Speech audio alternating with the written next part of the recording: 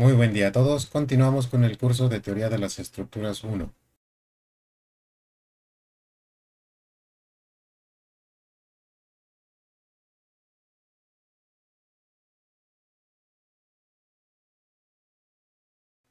En este video veremos un último ejemplo del método del área de momento.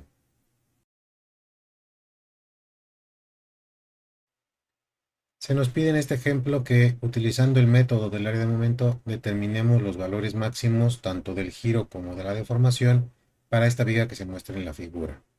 Lo que tenemos es una viga en voladizo con una carga uniforme de 3 toneladas por metro, repartidas en esta longitud de 2 metros únicamente.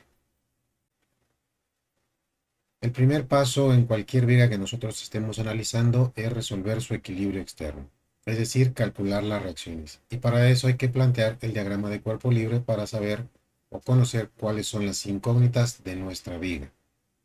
En este caso, como se trata de un voladizo, lo que vamos a tener son dos reacciones, un momento concentrado y una reacción vertical en el empotramiento. Únicamente son dos incógnitas, por lo tanto se resuelven con estas ecuaciones de equilibrio.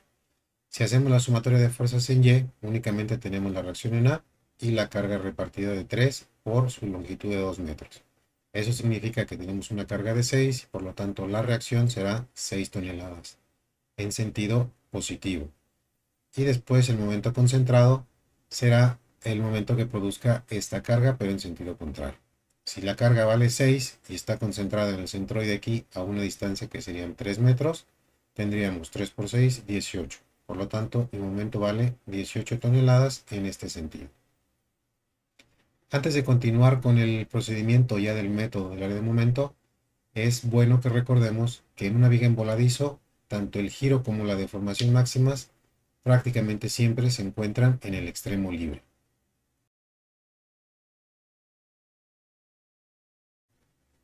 El siguiente paso es ya la aplicación de los dos teoremas del método, el primero para obtener lo que es nuestro giro máximo y el segundo para la deformación máxima. Para ambos casos necesitamos primero tener definidos nuestro diagrama de momento. Y este se puede elaborar de una manera muy simple. Primero empezamos con nuestro diagrama de cortantes, que tenemos una reacción de 6, luego un tramo donde no hay cargas y posteriormente la carga uniforme que nos hace llegar a 0. Integramos nosotros esta área para obtener esta figura de aquí. Inicialmente tenemos un momento concentrado en sentido negativo, bajamos a menos 18 y luego tenemos toda esta área positiva. El primer tramo es un rectángulo que nos va a hacer subir un área de 6 por 2, 12. Entonces aquí trazamos una línea recta y después tenemos una línea inclinada que nos va a producir una curva de segundo grado aquí abajo. El área de este triángulo es 6 por 2 entre 2, me queda 6. Entonces, de aquí del menos 6 donde estábamos, subimos a 0 y por lo tanto cerramos nuestro diagrama de momentos. Y para la parte que vamos a ocupar en los teoremas es el momento sobre EI. Pero recuerden que de momento estamos considerando que es constante con un valor unitario. Entonces no se nos modifica nuestro diagrama de momentos. Ahora sí pasamos a la aplicación de los teoremas del método, donde el primer teorema nos va a servir para calcular el giro máximo. Vamos a tomar como referencia el nodo A, que sabemos que hay un giro 0 aquí y por lo tanto su tangente es horizontal, y como objetivo el nodo B. Este teorema nos dice entonces que la variación angular que existe entre los puntos que yo seleccioné, A y B, va a ser igual a la diferencia entre el giro del nodo B menos el giro del nodo A. Pero ya sabemos que en el nodo A el giro vale 0 porque es un empotramiento. Entonces, la variación angular que existe entre los dos puntos va a ser igual al giro que existe en B.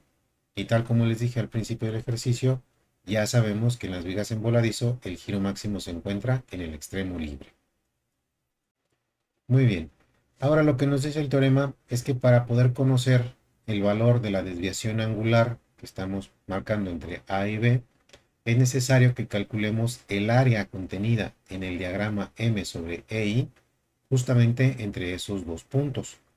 El diagrama de momentos ya lo calculamos, entonces solamente nos haría falta dividirlo en figuras simples porque se trata de una figura compuesta. Tengo aquí numeradas tres figuras simples. Tengo la 1 que es un rectángulo, la 2 que es un triángulo y la 3 que es un pedazo de parábola.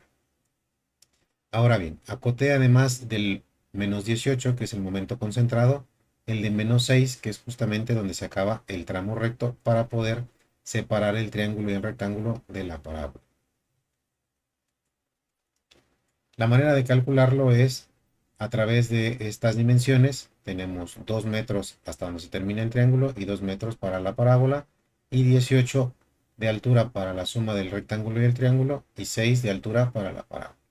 Entonces, aplicamos las áreas para la figura número 1 y tendríamos menos 6, que es la altura del rectángulo, por su longitud, que es 2 metros, más un medio de la base por la altura del triángulo. La altura del triángulo es 12. Está aquí en menos 18, pero termina en menos 6. Entonces la diferencia es 12. Y su base también es 12. Después tenemos la parte de la parábola, que es un tercio de menos 6, que sería su altura, y su base 2, dependiendo de cómo lo interpreten. Entonces, resolviendo estas operaciones, tendríamos que el área del rectángulo es menos 12, el área del triángulo también es menos 12 y la de la parábola es menos 4. Sumamos todo y nos queda menos 28 sobre e. Finalmente sustituimos esta área en la expresión de acá arriba y nos va a dar que nuestro giro máximo es precisamente menos 28 sobre e. Pasamos ahora con el segundo teorema, donde tenemos que utilizar una configuración similar a la del primer teorema para hacerlo lo más fácil posible. Es decir, vamos a utilizar como punto de referencia el nodo A, que sabemos su giro en cero, y como punto objetivo el B, que es donde vamos a calcular la desviación tangencial. Entonces, aquí las marcamos simplemente la desviación tangencial en B respecto de la tangente trazada en A, que es exactamente igual a la deformación máxima de mi viga en voladizo. Por lo tanto, yo sé que la desviación tangencial, de acuerdo al teorema, es igual al momento estático del área del diagrama momento entre A y B, y medido desde B, es decir, desde la derecha. Las áreas de estas figuras simples ya las tenemos calculadas del teorema anterior. Lo único que nos haría falta sería acotar los centroides de cada una. Entonces tenemos que para el área 1, el centroide se ubica a la mitad de su base. Si lo medimos desde la derecha, tendríamos 2 metros hasta llegar a este nodo y 1 metro más, que sería la mitad de su base, tenemos 3. Para el área 2, tenemos que se ubica a 2 tercios de este nodo, de su base, y más 2 que traemos de atrás nos da 3.33. Y finalmente para el área 3 está a 3 cuartos de su base medido desde la derecha. Esto nos da 1.5.